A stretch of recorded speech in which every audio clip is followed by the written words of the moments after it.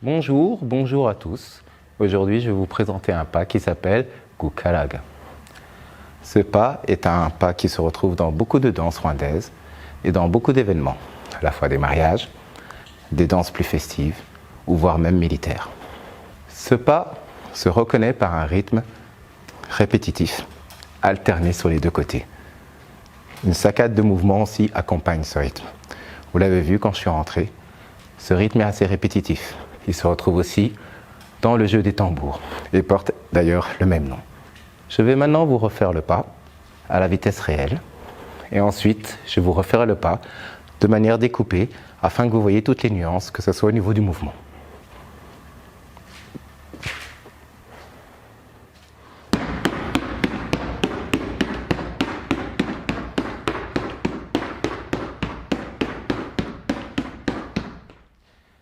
Comme vous avez vu, il n'y a pas que les jambes qui bougent, ni les pieds. Il y a aussi les bras. Il y a un mouvement répétitif qui se fait avec les bras bien écartés du tronc.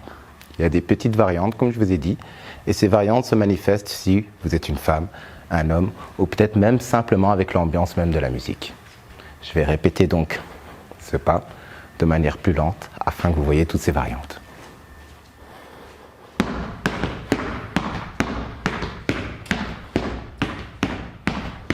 Vous voyez, le rythme est toujours répétitif.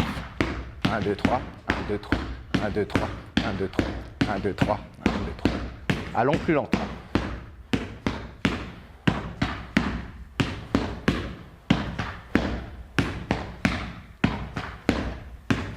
Maintenant, passons aux bras.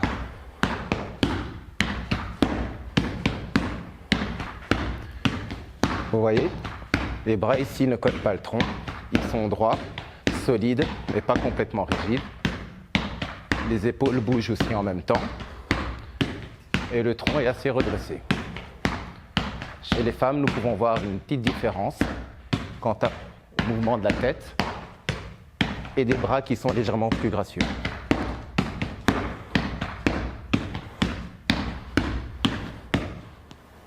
Donc voilà, c'est un pas assez varié, répétitif.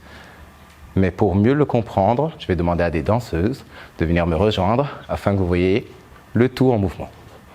Voilà, maintenant que vous avez vu le pas en détail, reprenons-le tous ensemble avec les danseurs et les danseuses. Vous êtes prêts? Oui. Alors, je vous rappelle le pas, c'est Gukaraga.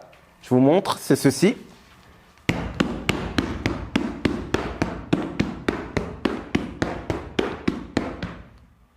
N'oubliez pas, essayez de tous commencer en même temps. Allez-y dans 3, 2, 1, c'est parti.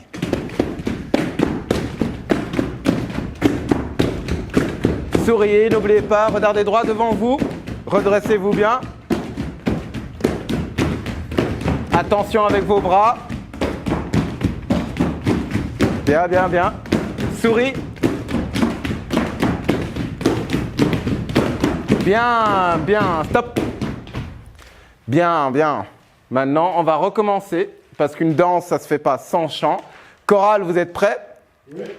La chorale va entonner un chant, et vous allez exécuter ce même pas en essayant de bien suivre le rythme. Attention, 3, 2, 1, chorale.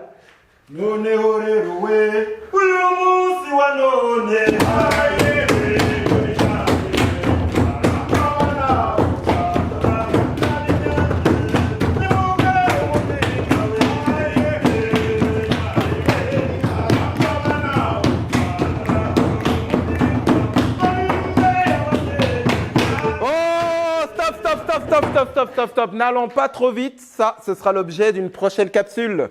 Voilà, c'est tout pour aujourd'hui. Merci d'avoir été avec nous. Nous vous remercions pour votre visionnage.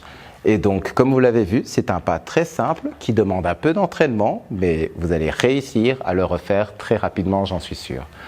Donc, je vous ai parlé des différentes variations qui peuvent arriver, que vous soyez une femme, un homme, dans un temps festif ou pour une danse un peu plus sérieuse.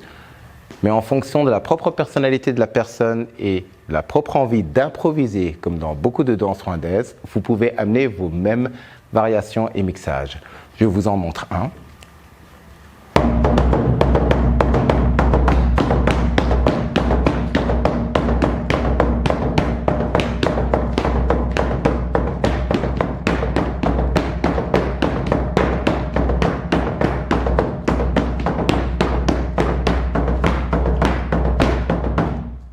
Merci d'avoir regardé cette capsule et j'attends vos propres versions. Et n'oubliez pas de vous abonner.